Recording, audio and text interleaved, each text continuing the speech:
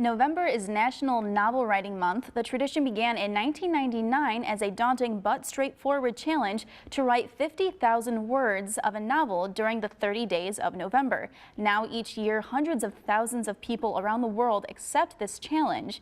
But the Rockford Writers Guild works to promote the literary arts all year round. And joining us to discuss what goes into writing a novel is author and Rockford Writers Guild member Dan Klefstad. Hello, Dan. Welcome.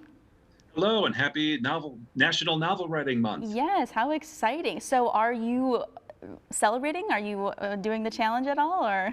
I am participating. I'm writing a sequel to my vampire novel, Fionas Guardians, which came out last year. To what your novel is all about, can you give some tips or advice for anyone else that is, trudging through this challenge as well?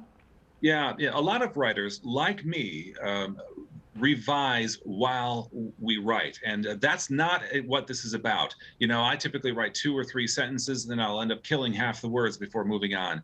NaNoWriMo is not about that. It is about making an open channel of yourself and your ideas, your dreams, your fears even, and whatever motivates you, and then just put it on the page. My advice is to just lean in, be brave, and don't be afraid of what comes out, because that is your truth going on the page. And leave the revising and the editing for the new year.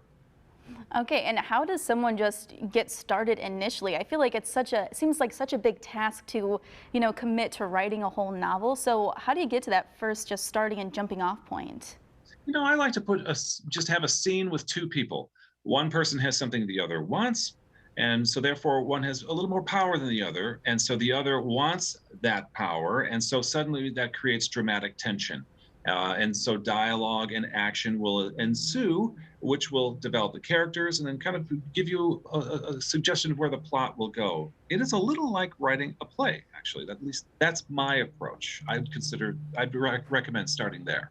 Okay, yeah, that's good advice. So I know you wrote Fionas Guardians, and if you want to tell us a little bit about what that is, and I know you mentioned that there's also a play adaptation of it, which is very cool.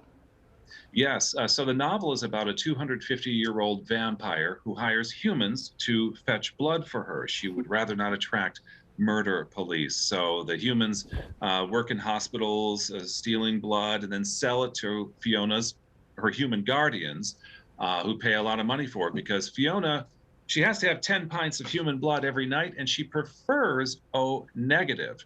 So that's where the price goes up. And of course, the main guardian for Fiona, named Daniel, also invests her money to be able to afford the blood.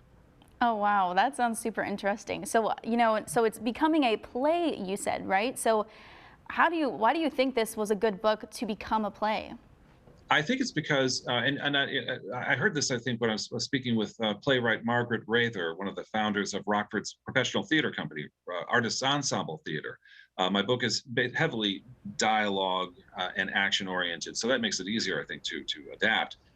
So Artists Ensemble Theater took 3 chapters of my novel and made a complete story arc lasting 23 minutes in podcast form. A lot of theater companies, of course, when performing venues went dark, theater companies got creative, and Artists Ensemble is one of them. They started putting out these podcasts, and their podcast is called Mysterious Journey, which you can find anywhere, Spotify, Podbean, wherever you get your podcasts, and it's free.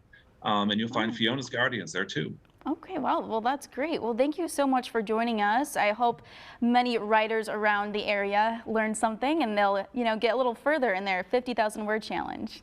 Well, thank you for having me. Yeah, of course. Thank you. Have a great day. You too.